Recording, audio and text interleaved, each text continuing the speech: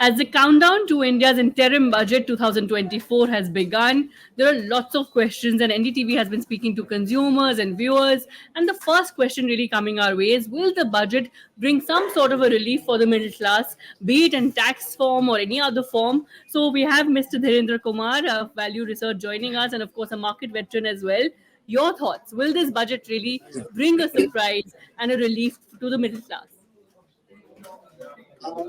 I'm not expecting any significant relief from this budget because, and anyway, the relevance of budget every year is gradually coming down, and in this budget more so because it is an interim budget. And it'll have a vote on account, so it will not. I really don't look forward to any big relief. Yeah, there is something which will, which can come, indirectly come as a big, as a significant relief is one particular demand which could also be a catalyst for the economy in general. There are expectations for a rise in the interest rate deduction, which is capped at 2 lakh rupees to 5 lakh rupees. That is one. And the other is that, affordable housing definition to be increased from, 45 lakh rupees to 60 lakh rupees in metros. If this happens, then there could be a surge in demand, which can lead to, modest boom in, somewhat. It can actually, catalyze the real estate industry, and that is something which can also benefit, employment, because this is one sector which supports, all kind of jobs, however temporary. So that is the only thing which I will have a tangible expectation. Rest of the things, no, because the budget, given that we get a GST a council meeting every now and then, and some of the big things happen without the budget. Right. Of course, many talking about the consistency in policy, the consistency in the framework altogether, and which sectors will then, to your mind, create more of a job generation, or which sectors should expect announcements really coming this interim budget where they can look at jobs.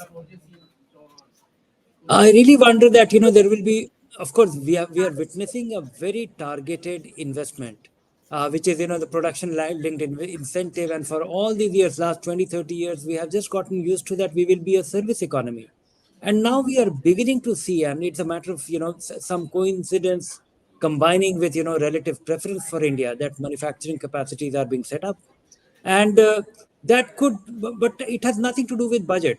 it we will get a sense of it only by the allocation for production linked incentive, whether it grows, whether it rises substantially or not.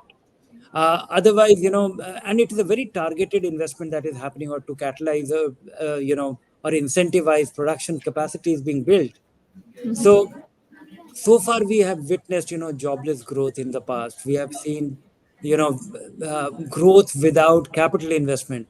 This is something which is proving to be very effective, and more so in the critical areas where India has otherwise strengths, maybe in the service or the technology investments and other things. So I think this could be, that's the only thing, but I would not say that it is a broad sectoral allocation.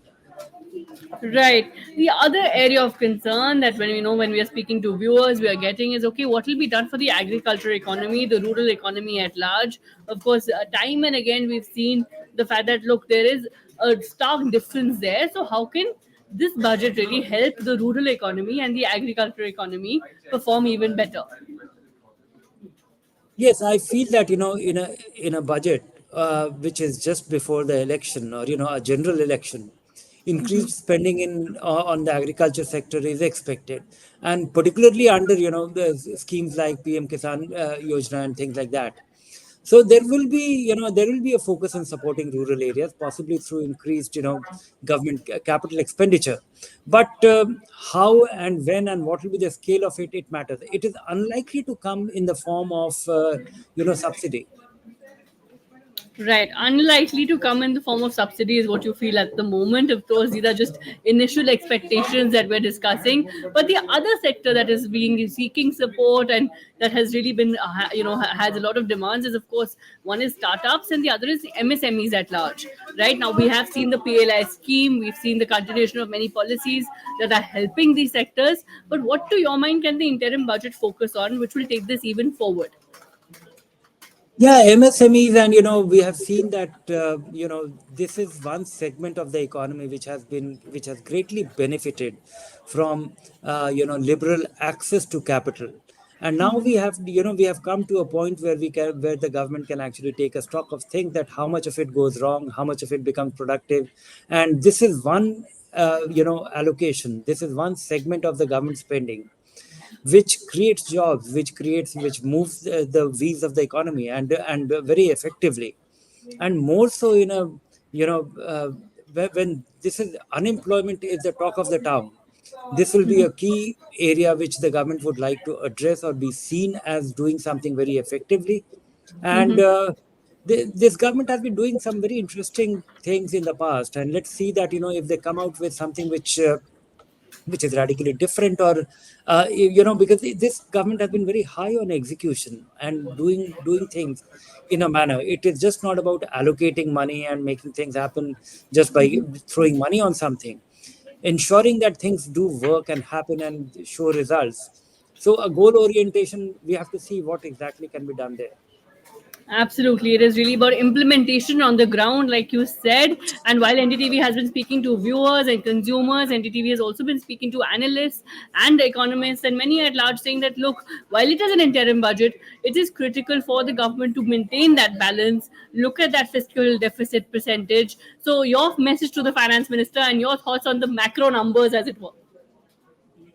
I'll be very happy because there is one macro number I'll be looking forward to, which is the deficit. Because if the deficit comes down, or if it does not rise substantially, then we can look forward to relatively stable economy. Because otherwise things don't seem to be that's it's not nothing is alarming. And if that stabilizes, that will lead to reduction in interest rates, reduction in the inflation coming down. And if that is the case, consumer at large will be benefiting, because think of any home loan home loan, anybody paying his EMI, that will not go up, it will come down. Likewise, there could be a one time gain. So it could it could adversely affect the retirees, but it can benefit and actually incentivize spending, as well as leaving money on the in the pockets of the individual, uh, who is not looking forward to any tax incentive.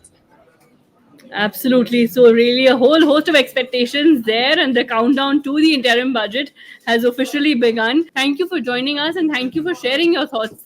Mainly because we've tried to encapsulate the key questions coming in from viewers and consumers at large, as well as what analysts and economists are most worried about, which is, of course, the big macro numbers. So, thank you for sharing your thoughts and for this interaction. Thank you.